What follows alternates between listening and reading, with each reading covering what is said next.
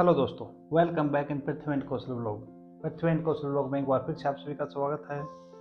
दोस्तों, हम आज आप लोगों के लिए लेके आए हैं हमारे महान इतिहास के एक पुरुष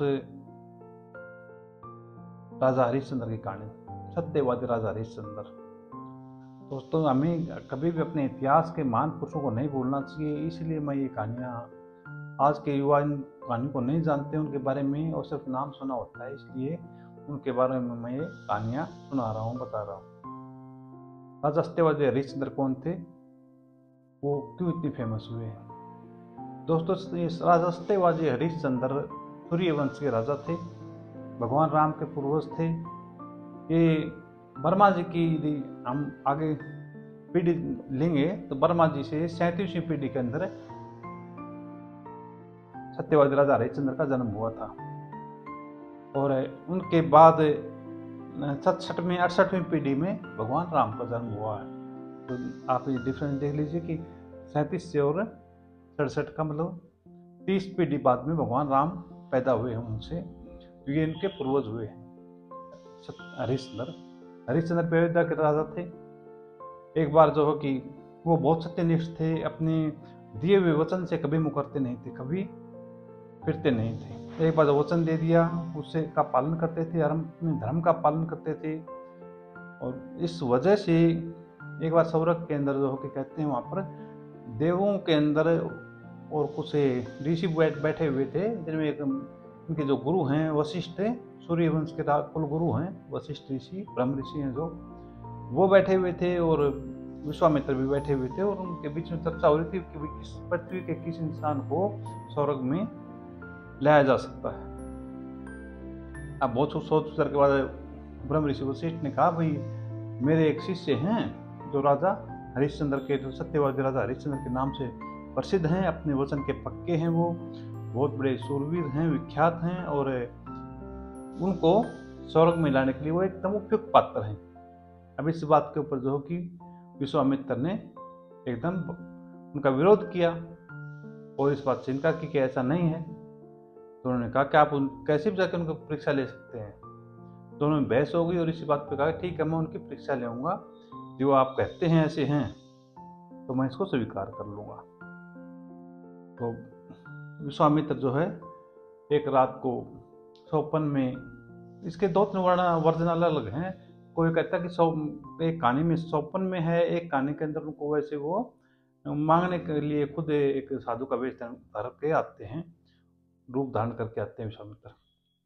तो स्वप्न के अनुसार स्वप्न में उन्होंने एक साधु के रूप में और विश्वामित्र से स्वप्न में उनको से कुछ मांगा, और मांगने पे उन्होंने वचन दिया कि आप जो चाहो मैं देने के लिए तैयार हूँ।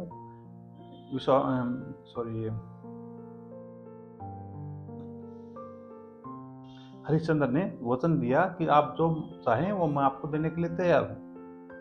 तो तुरंत स्वप्न में उन्होंने कहा कि मुझे आपका सारा राजपाट और धन दौलत जो भी आपके पास संपत्ति है वो मुझे सारी दे दीजिए। और राजा हरिश्चंद्र उसके लिए सहमत हो गए। अब अगले दिन जो है कि विश्वामित्र उनके दरबार में जा पहुंचते हैं और उनसे वो सब मांग लेते हैं कि आप स्वप्न में ऐसा ऐसा वो कहा था मुझे देने के लिए। हाँ कहा था, तो क्या आप अपने बात के लिए दृढ़ प्रतिज्ञ हैं? तो उन्होंने कहा कि हाँ बेशक मैं अपने स्वप्न में कही हुई बात के लिए भी मैं अपना दृढ़ प्रतिज्ञ हूँ। एक ये कहानी है। दूसरी में एक कहानी कहते हैं कि वो विश्वामित्र पहले उनके पास आते हैं और कुछ धन की मांग करते हैं, कुछ स्वर्ण मुद्राओं की, कि मुझे किसी कार्य के लिए यह करने में के कार्य हेतु और कुछ स्वर्ण मुद्राएं मुझे चाहिए। तो राजा कहता है ठीक आप ले जाइए जितने आपको चाहिए। तो वो 100 या 500 को स्वर्ण मुद्राओं की मांग करते हैं। तो वो कहते हैं ठीक है आप अभी तुरंत ले जाइए। तो वो मना कर देते हैं विश्वामित्र कि अभी मुझे नहीं चाहिए, जब मैं ये करूँगा उस समय मुझे चाहिए, उससे पहले मैं इनकी कहाँ सुरक्षा करूँगा, मेरे आश्रम में जंगल में है। तो बोला ठीक है जब आपको इच्छा हो ले जाना। उसके बाद किसी तरह से उनको बहला फुसला के और किसी बात के अपने जाल में फैला के जाल और वचन भरवा लेते हैं कि आप जो कहोगे मैं आपको करने के लिए तैयार हूँ। विश्वामित्र अपने असली रूप में आते हैं तब। तो विश्वामित्र कहते हैं मुझे अपना राजपाट धन दौलत सब कुछ दे दीजिए। और वो उनको सब कुछ राजपाट धन दौलत दे देते हैं। और जब वो जाने लगते हैं, उनके वस्त्र भी उतरवा लेते हैं, जाने लगते हैं हरिश्चंद्र, तो उनसे कहते भाई वो स्वर्ण मुद्राएं तो देते जाओ मेरे को, जो मैंने आपसे यज्ञ करने के लिए मांगी थी। तो रानी कहती कि महाराज हमारा खजाना उसमें से ले लेना। रानी होती उनकी तारामती, हरिश्चंद्र की पत्नी का नाम। तो कहता भाई वो खजाना तुम्हारा नहीं हो, तुम पहले ही दान में दे चुके हो मुझे।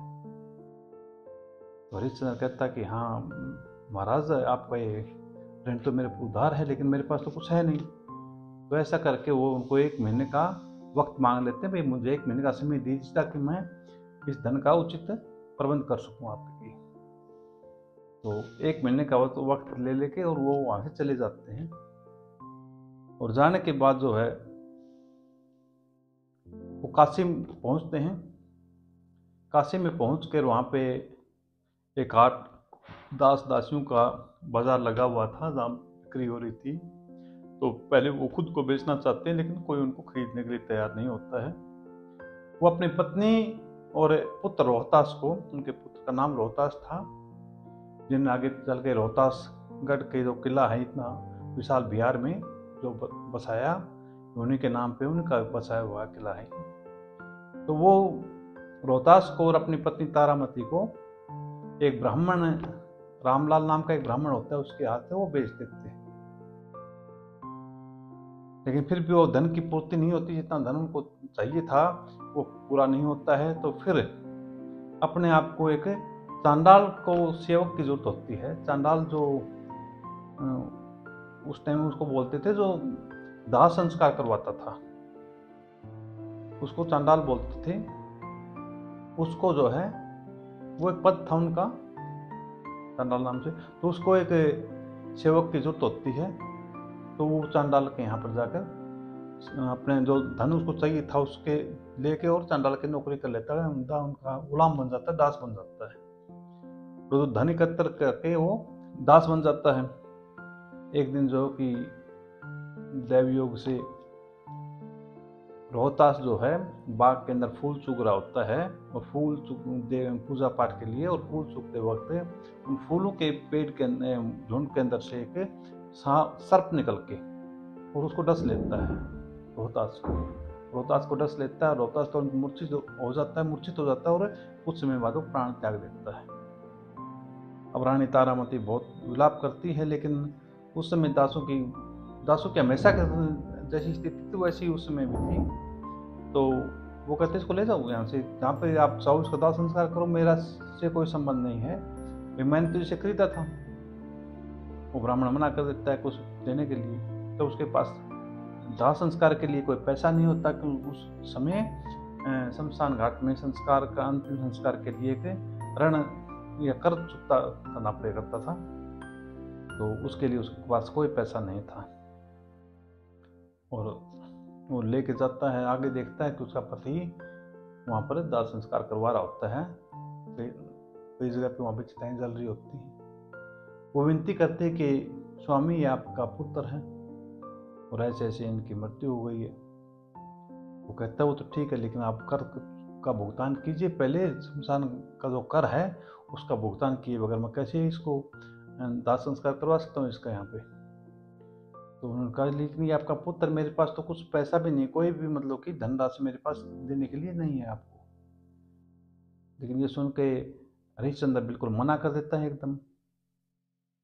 उसके बाद रानी तारामती दुखी हो गई और अपनी भाई उसको कफन के लिए अपने साड़ी को उतार के और उसको फाड़ के, उसको जब उड़ाने के लिए अपना साड़ी फाड़ के देती है, तो उस समय एकदम ऊपर से जो है कि प्रकट होते हैं ब्रह्म ऋषि वशिष्ठ, विश्वामित्र और इंद्र देवता, और प्रकट होके कहते हैं कि भाई हमने ये आपकी परीक्षा लगी थी कि आप अपने वचन के कितने पक्के हैं, अपने धर्म के कितने पक्के हैं। वे अपने पुत्र को इस हालत में देख के भी आप अपने धर्म से विचलित नहीं हुए, आपने सत्य का साथ कभी नहीं छोड़ा, स्वप्न में दिया हुआ वचन भी आपने निभाया था। और वो उसका राज्य विश्वामित्र उनको वापस कर देते हैं तुरंत। उनके पुत्र को जीवित कर दिया जाता है कि ये एक माया के द्वारा इसको मूर्छित किया गया था, ये मरे हुए नहीं थे। और खुशी खुशी जाके वो राजा हरिश्चंद्र पर राज करते हैं। इस वजह से उनको आज जब भी सत्य का नाम लिया जाता है तो कहते हैं कि तुम बड़े सत्यवादी हरिश्चंद्र हो, तो इसलिए वो उपमा दी जाती है उनकी, सत्यवादी हरिश्चंद्र की। आगे भी ऐसे वीडियो आपको हम हमारे महापुरुषों के बारे में बताता रहूँगा, और ये आदि से लेके, स्टार्टिंग से लेके और हमारे देश की वर्तमान समय तक के जितने महापुरुष हैं जो बड़े बड़े हुए हैं उन सब के बारे में आपको वीडियो बनाऊंगा आप लोगों के लिए। यहाँ तक कि सूर्य वंश का प्रारंभ हुआ था वहाँ से लेके स्टार्ट करके जहाँ से सृष्टि का आरंभ हमारे धर्म के अनुसार जो बताते हैं उसके हिसाब से। वीडियो अच्छा लगा हो तो इसे सब्सक्राइब और लाइक जरूर कीजिए। Thank you.